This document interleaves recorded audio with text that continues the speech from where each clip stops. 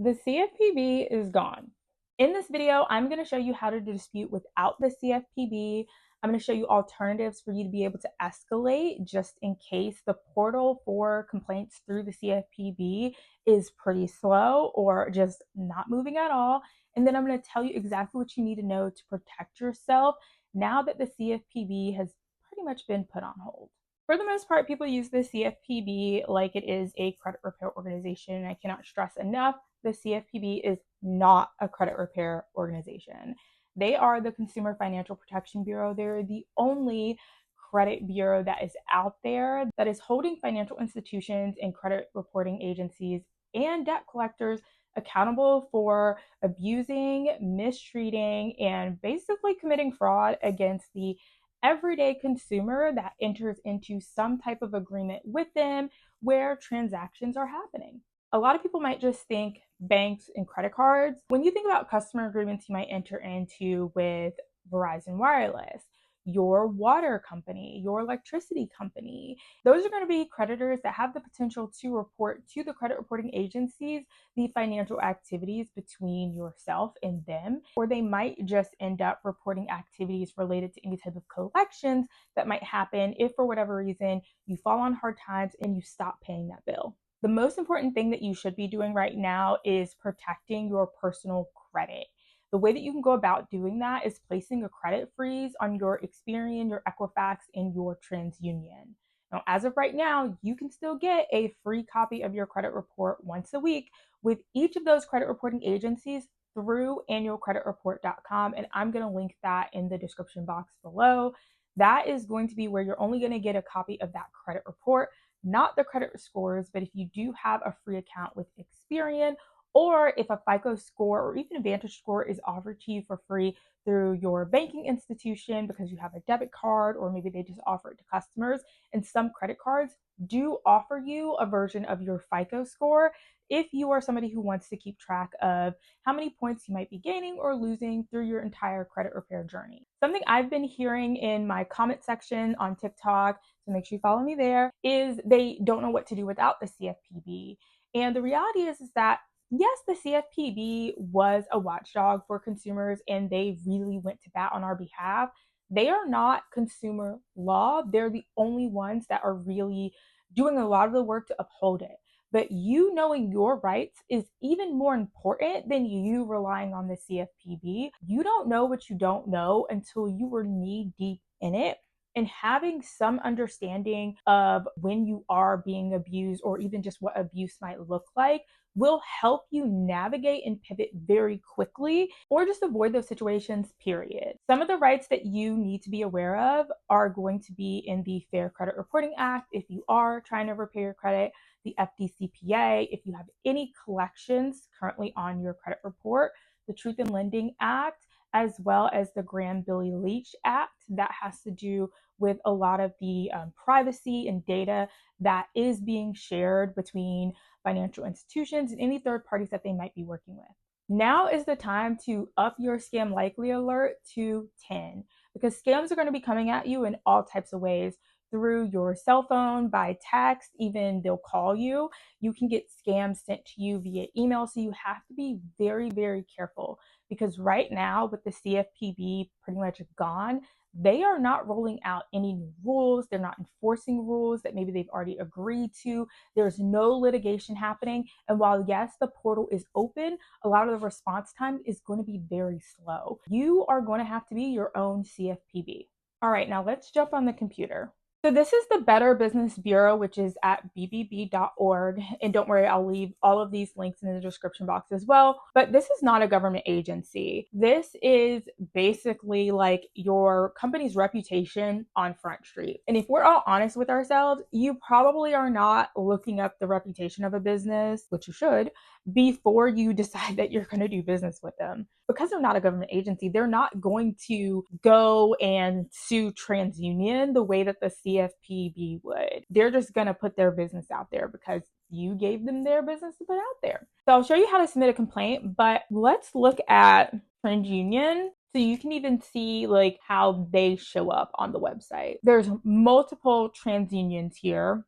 So you can see here TransUnion, because their business profile is credit reporting agencies. They have the website here. You can click it, go straight to TransUnion's website. Their rating is a C. They have over 17,000 complaints. Might be safe, C is a passing grade. They probably don't care as much. So we see again, Experian, it's a credit reporting agency. They're not accredited. They have an F. They have 22 complaints. We can even look up LVNV funding because they are a pretty popular debt collector. They have an A+ rating. And now you can see the complaints that were filed against LVNV. But most of the time, you're likely to see these types of responses where they say, hey, we're providing a confidential response via the BBB addressing all of the concerns raised in the complaint. You can filter and see like what complaints were resolved. You can even scroll to see like the responses that were left. But you can also come here to just file a complaint right here on their profile, which might be a bit easier to do than guess which profile actually belongs to LVNV. So we're just going to click file a complaint, and we're just going to select no to all the above because I doubt you want an apology from LVNV.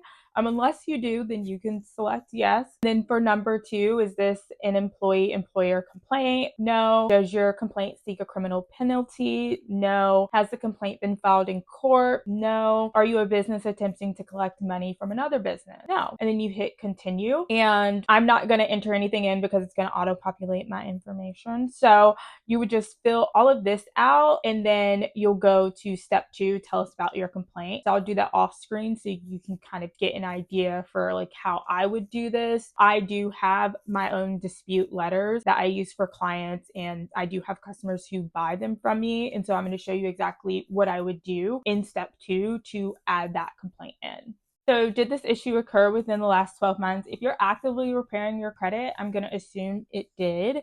Does your complaint involve a health issue or a healthcare provider? If you are someone who has medical debt, you can still submit a BBB complaint because your complaint, although it is about a medical debt, it is not about any type of medical procedure that you might have had. You're not complaining about, like, you said you were taking my wisdom teeth out, but you actually took like my canines. You wouldn't combine those two types of complaint together. So you would just say no. So here's where you can copy that dispute letter. I'm going to tell you, just like with the CFPB, how they do not want you to put sensitive information into these boxes, because if they display them in their database, someone can see all of your personal identifying information. So what you want to do is, all of my letters are formatted like a letter that you can just print off and mail to the credit reporting agency, creditor, or debt collector. Everything below the address lines, that is what you want to include. So you want to start at that subject line and then copy all the way down just above where you would have typed your signature, and that's what you're going to put in. And then once you paste that into here, then you're going to just go through and say where 8675309, the subject line was like account number, you're actually just going to put X's. Doesn't even have to be the same amount.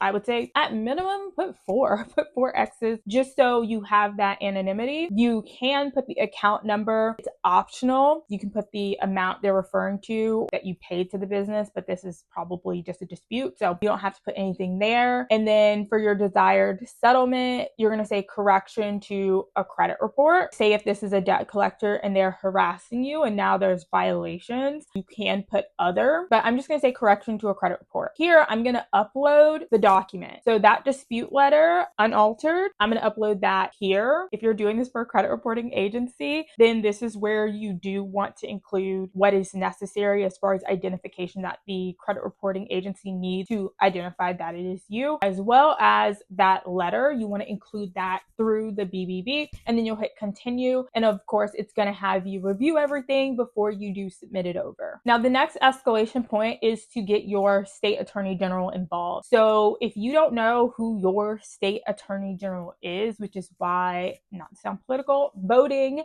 matter so much, because you're going to be asking your state attorney general to go after these corporations on your behalf. And if you have ever lived in states where there's now laws regarding certain tribal payday lenders for offering loan to the constituents of that state, you might have received a refund check. I know I have in the past received a refund check due to class action lawsuits or just general lawsuits brought on by my state attorney general with that financial institution that has brought me restitution. In those situations, I wasn't even like financially harmed. Yeah, I took the loan, I paid it back, I moved on with my life, but I didn't realize that they were a predatory lender and they were preying on other constituents in my state. So I did get to benefit from my state attorney general bringing that lawsuit forward, but they likely brought that lawsuit forward because constituents in my state had been defrauded and then brought that to the state AG. So always get familiar with who your state attorney general is.